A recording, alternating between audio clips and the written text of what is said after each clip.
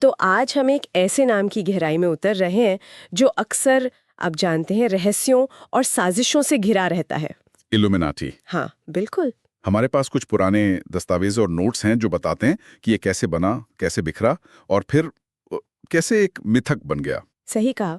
और इन्हीं स्रोतों के आधार पर हम आज कोशिश करेंगे इल्यूमिनाटी की असलियत समझने की। मतलब ये क्या था, कब था और आजकल जो इतनी बातें होती हैं उनमें सच कितना है। और देखिए शुरुआत ही कितनी अजीब है। आज जिसे दुनिया पर सीक्रेटली राज करने वाला ग्रुप मानते हैं, वो असल में शुरू हुआ था एक छोटे से समूह के तौर पर जो ज्ञानोदय मतलब एनलाइटमेंट के आइडियाज फैला रहा था। ये कैसे हुआ? कहाँ से आई ये कहानी? देखिए इसकी शुरुआत हुई 1 मई 1776 को। जगह थी इंगोलस्टाड, बवेरिया में, जो आज जर्मनी का हिस्सा है। अच्छा। और इससे शुरू किया था एडम वाइशॉप नाम के एक सज्जन ने। वो कानून के प्रोफेसर थे। प्रोफेसर वेशॉप्ट। तो उनका असली मकसद क्या था? क्या वाकई दुनिया पे कब्जा करना जैसा मतलब आजकल सुनने में आता है? नहीं नहीं, बिल्कुल नहीं। शुरुआती लक्ष्य तो एकदम अलग थे।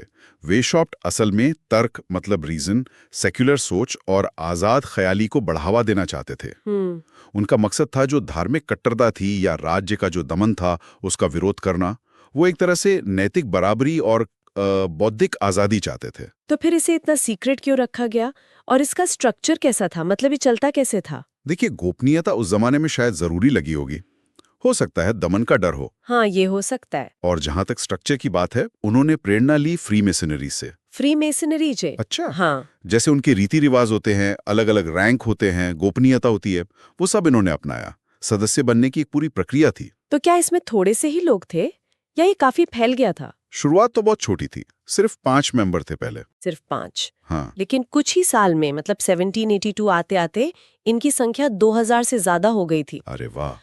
और इसमें काफी बड़े बड़े लोग शामिल थे, जैसे कुलीन वर्ग के लोग, वकील, नेता, बुद्धिजीवी, यहाँ तक कि मशहूर कवि गेटे का नाम भी आता है। गेटे भी। कमाल है। हाँ। और इसमें लेवल्स थे, जैसे नौसिखिया से शुरू होकर ऊपर इल्यूमिनेटस मेजर या किंग तक के रैंक थे। अगर ये इतना पॉपुलर हो रहा था तो फिर खत्म कैसे हो गया? बंद क्यों करना पड़ा इसे? हाँ, इसकी उम्र ज्यादा लंबी नहीं थी। 1784-85 के आसपास ही बवेरिया के जो शासक थे कार्ल थियोडोर और कैथोलिक चर्च, इन दोनों ने मिलकर इसे गैर कानूनी घोषित कर दिया। उन्हें लगा कि ये उनके लिए खतरा बन सकता है। इसका प्रभाव बढ़ रहा था, गतिविधियां गुप्त थीं, तो शायद उन्हें अपनी सत्ता पर खतरा दिखा। और फिर क्या हुआ? मतलब बैन लगने के बाद? नतीजे काफी गंभीर थे। संगठन के जो भी दस्तावेज थे वो जब्त कर लिए गए, सदस्यों पर मुकदमे चले, जुर्माना लगाया गया। ओह, यहाँ तक कि ये डर फैल गया कि इसमें शामिल होने पर मौत की सजा भी हो सकती है। तो इसी दबाव में 1787 से 90 के बीच ये असली संगठन जो था वो पूरी तरह खत्म हो गया।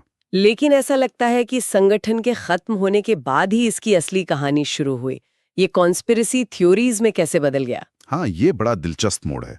जैसे ही ये खत्म हुआ, उसके फौरन बाद कुछ लेखकों ने, जैसे स्कॉटलैंड के थे जॉन रॉबिसन और फ्रांस के ऑगस्टिन बरुएल, इन्होंने यूरोप में जो बड़ी उथल-पुथल मची थी, खासकर फ्रेंच रेवोल्यूशन, हाँ, उसके लिए इल्यूमिनाटी को जिम्मेदार ठहराना शुरू कर दिया। कहने लगे कि ये ग्रुप अभी भी चुपके से काम कर रहा है और क्रांतियां भड़का रहा है। यहीं से आप कह सकते हैं कि मॉडर्न कॉन्स्पिरेसी थियरीज की नींव पड़ी। ये तो अजीब बात है। एक ग्रुप जो खत्म हो चुका है उसे इतनी बड़ी घटनाओं का जिम्मेदार ठहरा दिया। ऐसा क्यों हुआ होगा? शायद इसकी जो गोपनीयता थी वही इसके खिलाफ गई। क्योंकि ये सीक्रेट था तो इस पर कोई भी इल्जाम लगाना आसान था। कोई भी कह सकता था कि इनका कोई छिपा हुआ एजेंडा है। सही बात है। फिर बाद में करीब 1806 में एक सिमोनिनी पत्र सामने आया, जिसकी सच्चाई पर वैसे सवाल हैं। अच्छा। हाँ, उसमें दावा किया गया कि इल्यूमिनाटी और यहूदी ग्रुप्स के बीच कोई सांठगांठ है। इससे वो जो यहूदी मेसोनिक साजिश वाली कहानियां थीं, उनको और बल मिला। ये विचार अमेरिका तक भी पहुंचे और बाद में न्यू वर्ल्ड ऑर्डर जैसी चीजों से जुड़ गए। तो क्या आज के जमाने में इल्यूमिनाटी सच में है? मतलब कोई ऐसा ग्रुप जो सीधे उस पुराने वाले संगठन से जुड़ा हो? देखिए, इस बात का कोई ठोस सबूत तो नहीं है कि एडम वाइशॉप्ट वाला जो ओरिजिनल बवेरियन इल्यूमिनाटी था, वो आज भी किसी रूप में एक्टिव है। कोई सबूत नहीं? नहीं, कोई भरोसेमंद सबूत नहीं है। हाँ, कुछ ग्रुप्स हैं जो इल्यूमिनाटी नाम इस्तेमाल करते हैं, लेकिन उनका उस ऐतिहासिक संगठन से कोई सीधा प्रामाणिक कनेक्शन आज तक साबित नहीं हुआ है। लेकिन फिर भी पॉप कल्चर में तो इल्यूमिनाटी छाया हुआ है, फिल्मों में, किताबों में, गानों में, इंटरनेट मीम्स में। बिल्कुल। अक्सर इसे सेलिब्रिटीज से और सीक्रेट ताकतों से जोड़ा जाता है, और वो पिरामिड में आंख वाला सिंबल, उसका क्या कनेक्शन है? हाँ, पॉप कल्चर ने इस नाम को जिंदा रखा है, ये सच है। और जहां तक वो सब कुछ देखने वाली आंख यानी आई ऑफ प्रोविडेंस की बात है, हाँ, वो असल में एक बहुत पुराना धार्मिक प्रतीक है जिसे बाद में फ्रीमेसन्स ने भी इस्तेमाल किया। उसका ओरिजिनल बवेरियन इल्यूमिनाटी से कोई लेना देना नहीं था, ये बाद में इल्यूमिनाटी के मिथकों के साथ गलती से जोड़ दिया गया। तो आखिर ये मिथक इतने सालों बाद भी इतना पावरफुल क्यों बना हुआ है? लोग क्यों मानते हैं इन बातों को? इसके पीछे शायद कई वजह हैं। एक तो शायद इंसानी फितरत है।